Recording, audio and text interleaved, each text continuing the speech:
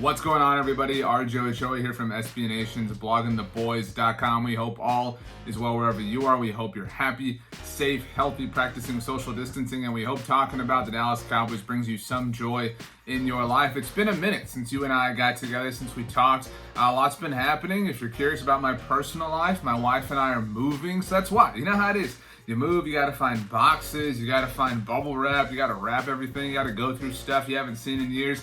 And so we're in the process of that. And so what's behind me will be looking a little bit different, in the coming weeks. So get excited for all of that. But last time we did speak, we talked about how we would be getting into position groups on the Cowboys that are most likely to disappoint us in 2020. And that's not the most fun conversation to have in a football sense, but, you look at it, and I think the answer to this question in terms of the position that disappointed us far and away the most last year was the linebacking group. We all thought at this time a year ago the Dallas Cowboys have one of the best linebacking cores in the NFL. They have Jalen Smith, they have Leighton Vander Esch, they have Sean Lee, who's coming in to play as a reserve for them. And Sean Lee did end up playing a lot, which wasn't the plan, and played well. To his credit, played very well against the New York Giants specifically, and also against the Los Angeles Rams.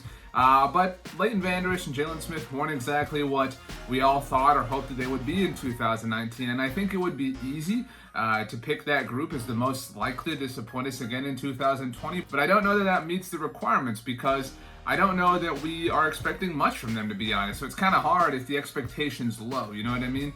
And so I look at it, and part of me wants to say the offensive line, actually, because while the Cowboys have what Pro Football Focus says is the second best tackle tandem in Tyron Smith and Lyle Collins, they are officially going to be without Travis Frederick. And I know that they played without him 2 years ago, but Connor Williams is, a bit of a question mark. He was coming on last year before he got hurt on Thanksgiving, and Zach Martin is great, but I don't know. I think that the Cowboys offensive line has the potential to not be super great, and our expectations are just so high that just being kind of good would be a disappointment to a lot of people.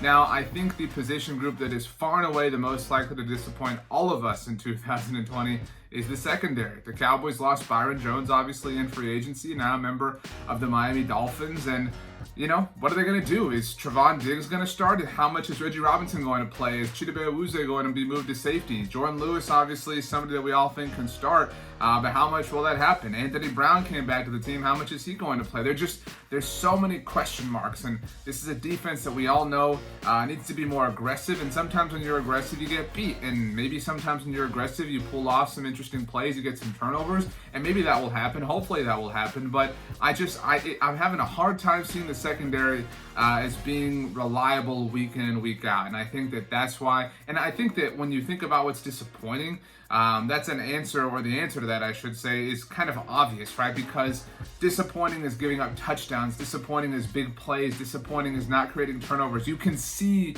the disappointment from the secondary. And so that's why I think that, when the 2020 season is all over and confetti has rained down on the Cowboys in Tampa Bay as Super Bowl 55 champions, I think that, people will say, they won the Super Bowl, but they did it in spite of their secondary. That, to me, feels like the most likely outcome.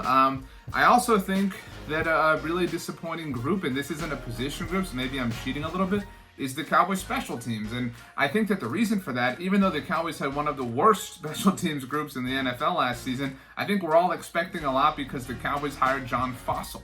But I think that Chris Jones has really lost a step, whatever you want to call it, whatever pun off of his punting foot.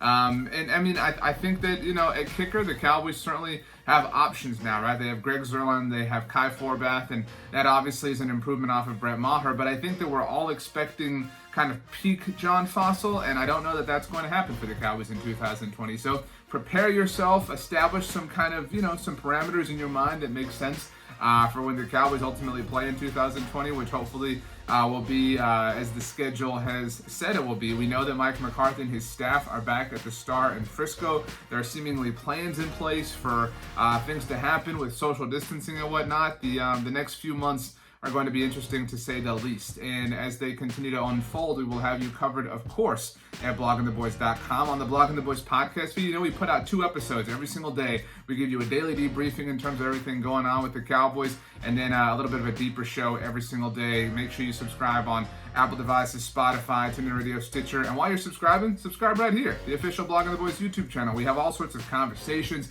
film breakdowns, and soon enough, a brand new background after the wife, the pup, and I get moved to our new casa. So good times coming. Everybody stay cool. Everybody stay safe. We're thinking of all of you. We appreciate you making us part of your Cowboys experience. And one more thing. Do me a favor. Have the absolute best day of all time. You know why? Because you deserve it. We'll see you next time.